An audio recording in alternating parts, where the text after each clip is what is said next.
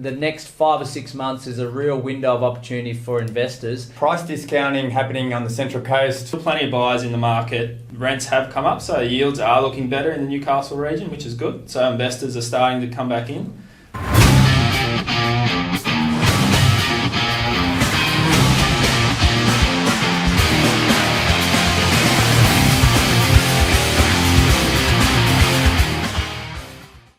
Hello, welcome to the November property market update. What are we seeing out there on the ground? I reckon the next 5 or 6 months is a real window of opportunity for investors. And the reason why is there's a whole heap of fear out there in the media, and there's a lot of people sitting on the fence getting splinters. Why are they doing that? Well, interest rates have risen, as we all know, the cost of living's out there, and we don't know where the interest rates are going to stop just yet. So, heap of fear in everyone's lives. What it's saying is there's less buyers, but there's still properties that are wanting to be sold or needing to be sold. So when that's the case, us buyers that are always buying are sitting there saying, well, we can get ourselves a discount. The days on market are getting longer, which gives us real opportunity to jag something that maybe was 5-10% under what we think it's probably worth. So an outstanding time to buy right around the country. But yeah, I suppose more importantly, New South Wales, Queensland in Vic is where we're focusing. But the guys will chat deeper about what they're seeing in the individual market. So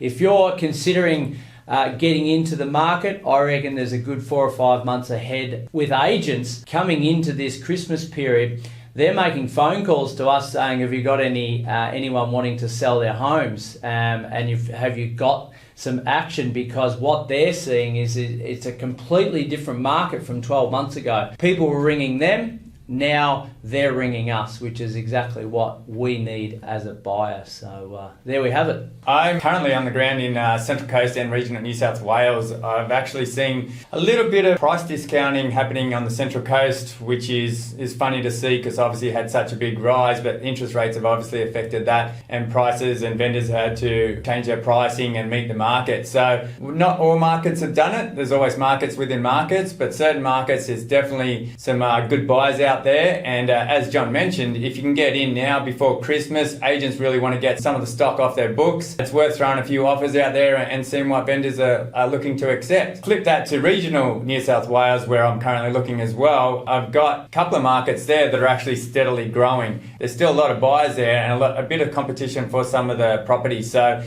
you really have to be pretty quick at some of the spots. Now, some vendors have still got higher expectations. They might stay in the market just a little bit longer, but then they have to eventually meet the market. But most of the pricing out there seems pretty stable at the moment. There's still not a lot of supply, so a lot of buyers have got to actually pay what they need to pay to get that property. So that's regional New South Wales, still steadily growing, not too much decline. Interest rates may affect it a little bit with investors, a little bit less competition there, but still a lot of owner-occupiers buying out there as well. So yeah, Central Coast, regional New South Wales, a little bit different markets, but yeah, you got to know where to buy. Okay, I'm in Newcastle market, regional New South Wales and Adelaide as well. And what we're seeing in Newcastle now is there's definitely been a shift, but now vendors have had a bit of time to be educated on the current market. So for a while their properties, vendors wanted more for their properties than they were worth. So now that education for vendors has come around. So properties are selling for a lot less than they were 6 months ago. And buyers probably have more choice and they can afford to be picky. So properties that have issues or that are on main roads facing train lines or have issues are sitting on the market longer than they were previously.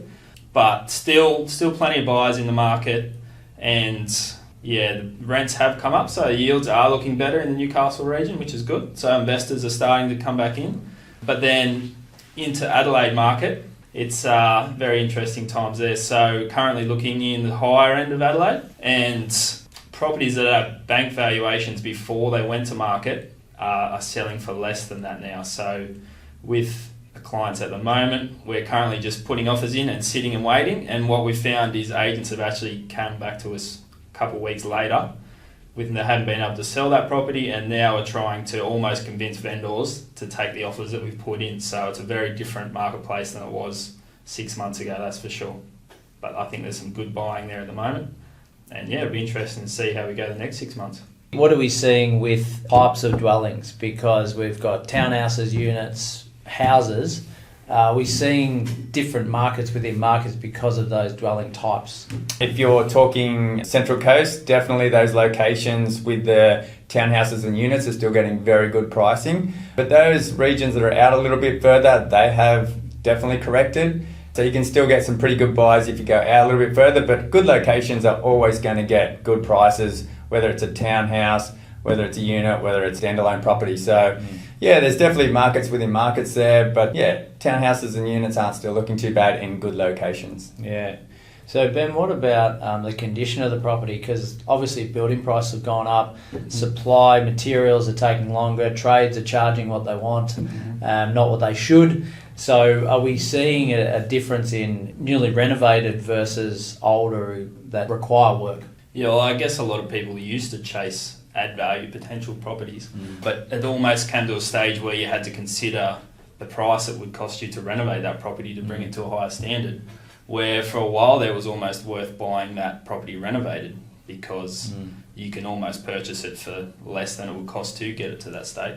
Yeah. Do you think there's real opportunity in buying unrenovated stock though now and not necessarily having to reno it in the next couple of years until sort of supply comes back to normal? Yeah, I do, and I think that's already starting to happen. Just speaking to tradesmen and local builders, that prices have slowed down and they're getting more supply into the country. So potentially in the next year or two, there will be opportunity for prices to come back and make some money there.